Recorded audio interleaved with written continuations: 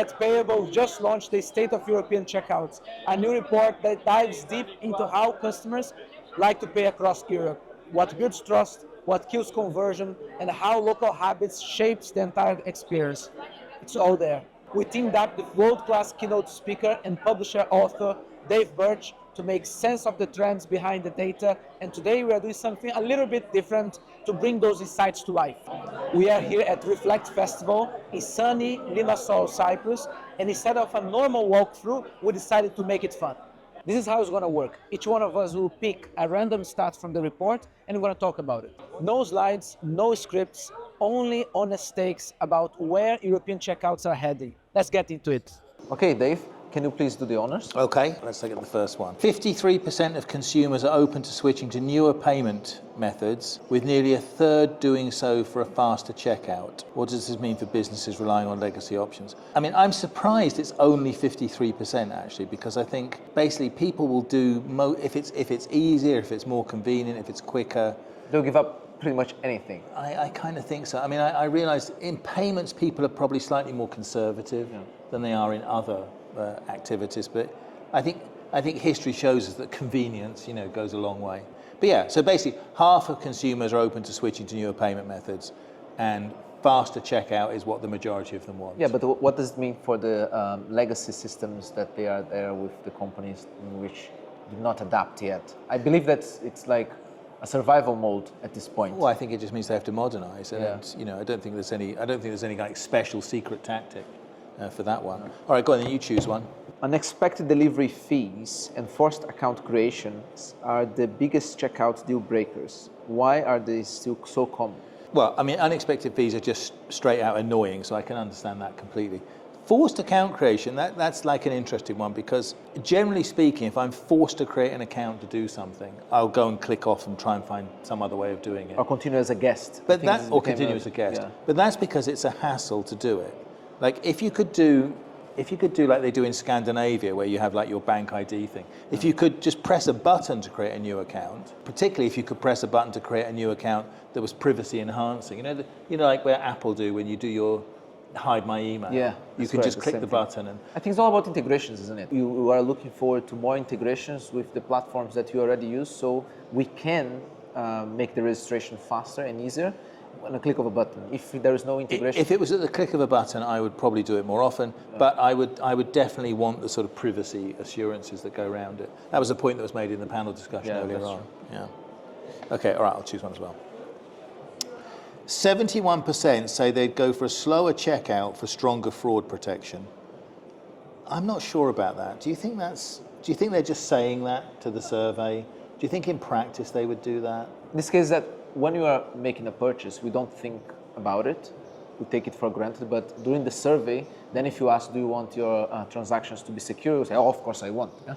But do they really mean it on the moment of checkout? That's another question. That's kind of what I wonder. So I still think faster checkout is what most people want, Yeah, I believe so. But an interesting statistic nonetheless. All right, go on, you choose one.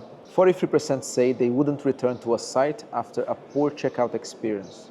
What counts as a poor checkout experience today, and how can merchants address it? I mean, it's funny because when you read statistics like this, you always think about your own anecdotes about that. And I'm very impatient, but I mean, I suppose I'm old and I can't be bothered to wait around for things. So I definitely, if it's the whole thing is a total hassle, I will definitely not go back. And that's probably true for younger people as well. Yeah, I think they have different expectations. And I think of this stuff. Gen Z, it gets even worse, because in the past we had like 3 steps, 4 steps checkout, and now it's like 1-step checkout. In the past it was expected to add your card details. Now everything is integrated with one-click payments. But don't you feel like that, like right now, like when you go to a web, like it's just a stupid thing the other day. I was downloading some Dungeons and Dragons event. It was just like 19. By the way, is Uno still cool or no? It's very cool. Yeah. It was like $19 or something.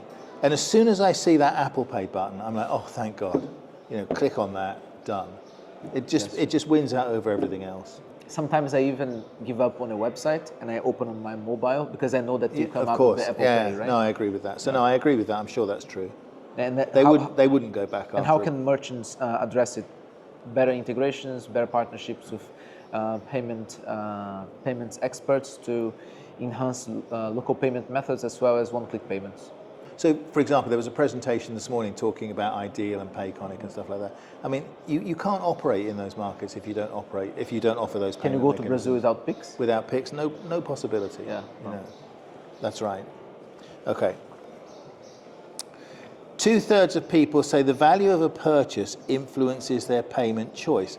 Now, that is absolutely 100%. I'm certain that's true, because everybody, you know, if I'm by and large, if I'm buying something expensive, then I want the points. I mean, I want the membership rewards, or I want the cash book, or I want the air miles. With open banking, for instance, or would you rather have your insurance from the credit card or something like that? That's an interesting example, because so my straight answer to that is no, right? Because Mine too. Why would I subsidize other people to get their air miles? But I don't think that's where we're heading. I think we're heading to a situation where the merchant will say, I'll tell you what, let's not bother Visa and MasterCard. They're so busy with all those transactions. I'll just take the money from your bank account. That'd be nice. By the way, if you do that, I'll give you double air miles or whatever. I think we're heading more towards that. Or the guarantee on the products, to be double guarantee. Well, that's a very complex topic, because that guarantee relates to the consumer expectation of redress. And what I mean by that is, for example, I'm spending a lot of money on British Airways. Yeah. If something goes wrong, flights later, I expect British Airways to fix it. I don't need solve the problem. Yeah, I don't need Visa to get between me and it. I can solve. If I'm flying on an airline I don't fly on all the time, or I don't know very well, then of course I want the credit card guarantee, because I can't be bothered dealing with it if something goes wrong. Correct. So there's no one size fits all to that. Yeah, but what can the merchants do to display or promote payment options? In my opinion, what they need to do, they need to understand their target profile, and then understand also the regions and where they are at, and then based on that, change the priority. But don't you think historically merchants have been a bit reluctant to do this kind of pricing, because they don't want to confuse, and I understand why, because they don't want to make it confusing for people at point of sale. Not everybody's like me. Not everybody wants to see okay, you can pay with this card and we'll give you that. You can pay with this card, we'll give you that. But can we neglect data? You cannot neglect data. We need to take the data that we have and then use this in your advantage. I'm just saying, the way things work now around that, I don't think is a good guide to the future. Also, bear in mind, in the future, a lot of the times, it's not going to be me that's paying for this. It's going to be my AI. Yeah, there's also this point. I can't be bothered to negotiate around these kind of things, but my AI can. So, and then there'll be nothing to display. Yeah, well, exactly. But so you see an entirely different kind of point of sale emerging there, which I think is fascinating. I agree. 48% are open to one-click checkout, but only if the brand is trusted. Visa, MasterCard, major retailers. How can merchants gain that level of trust? I mean, that's a difficult question to answer, isn't it? Yeah, because actually trust is based on. I mean, we're using the word trust in a very kind of. We mean lots of different things by that. So, how do merchants gain trust? Well, there's lots of tried and tested mechanisms around that. I mean, one I think is quite interesting. People call it the Marks and Spencers method because of the UK retailer. So I remember seeing some statistics that showed very clearly people who'd bought something and had a problem with it, like you buy a sweater and it's got a hole in it, you take it back to Marks and Spencers and they give you another one. So people who'd had a problem that had been fixed were more likely to purchase from that retailer than someone who'd never had a problem. Yeah, the same as the cafe. So there's different kinds of ways of building up that sort of trust. It's fragile, you can lose trust quite easily. So I don't think there's one obvious answer to that, but what I do think is it's trust to me anyway, it's trust in the retailer. Yeah.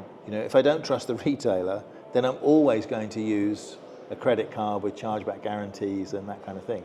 And there is an assumption in this question here, and the assumption is that we have less fragmented payment methods in the market instead of more fragmented.